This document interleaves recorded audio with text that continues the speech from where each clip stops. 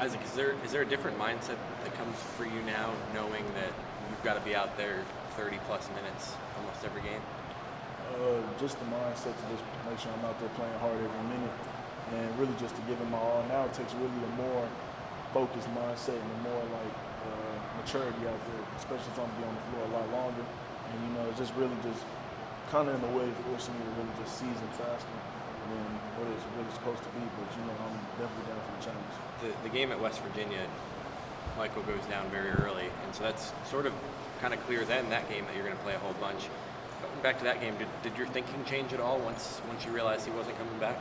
I mean, it did, but at the same time, I still stuck to that mentality, really just not to force anything to let the game come.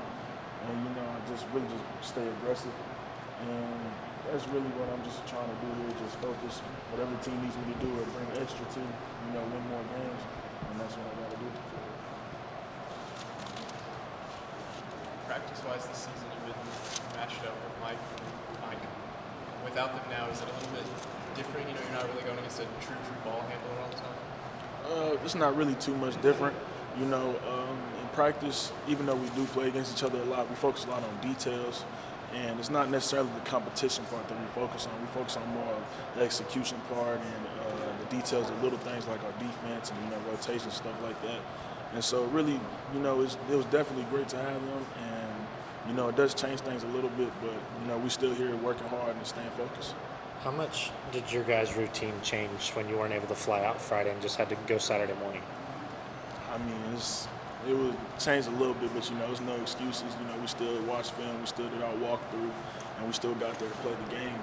We didn't get the outcome that we wanted, but we still did the things that we needed to, and we was well prepared. Coach B always gets us well prepared every time, and he had us well prepared to go out there and win. We just didn't come out with the outcome that we wanted. What did you learn about the Bedlam rivalry the first time getting to play? It's much more serious than I thought it was. The first time around, I didn't really play too much. I didn't see what really the importance was. I knew the importance, I just didn't feel the importance. Everybody else really felt it. I didn't really feel it. I knew it in the mind, but in the heart, I didn't really feel it. Now I kind of really, feel the importance of the rivalry. And it was a learning experience the first time around. So it's going to be interesting to see what happens the second time. You mentioned not getting to play too much. I think afterwards, Mike said you just didn't have it that day. Is it kind of nice that you're going to get a chance to redeem yourself? It was more of that day was more of a me thing. I wasn't, my mind wasn't in the right place. I wasn't focused that day.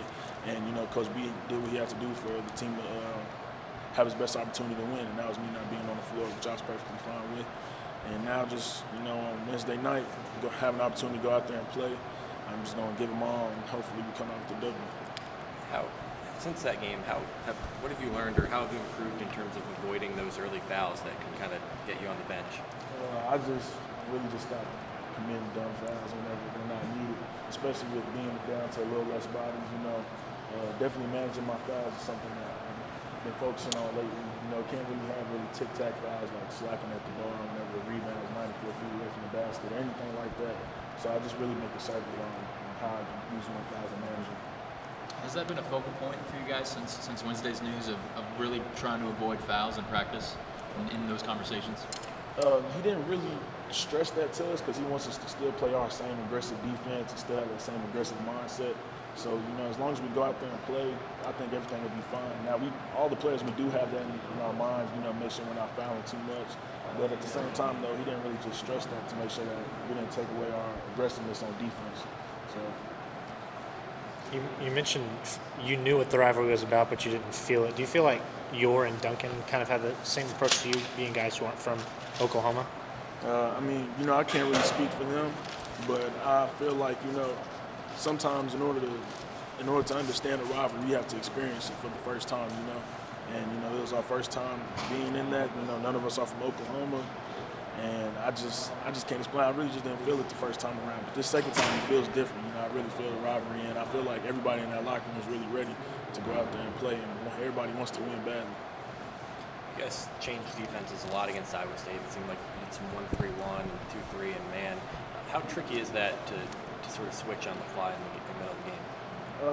It's really not too bad.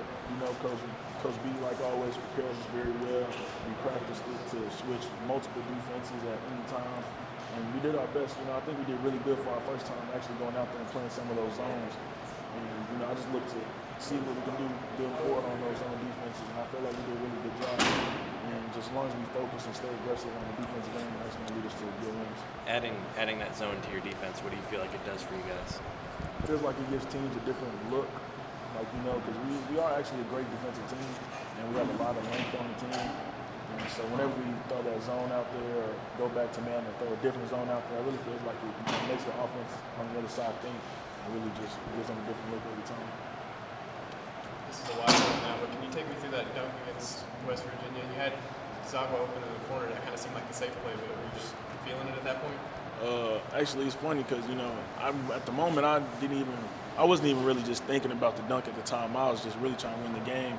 But whenever I went back and watched it, I was more looking at the bench and my man Isaac Rosenthal over there on the side. He was going crazy.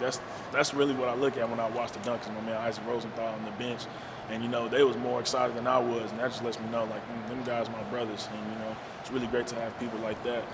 But you know that was the past. But I look forward to making many more highlights and you know just playing hard. You know I feel like as long as I just keep playing hard and remain aggressive, you know anything can happen. After the news of what happened Wednesday, how is Coach Boynton helping y'all really make sure you're focused on basketball and locked in going forward? He's really just making everything just feel comfortable. You know, we understand the situation, but you know none of us really just you know was down on the situation, was sad about it. Coach B the next day came in with great energy, and he just told us, you know, let me handle that stuff off the court. Y'all just focus on the court, because you know as soon as we get focused on the off court stuff, then you know we're not focused as much as we should be on the court. And that's when the losses pile up. So, you know, we just want to just come out here, win, play hard for the fans. And, you know, we're going to play with the people that's in the locker room and, you know, give it all every night.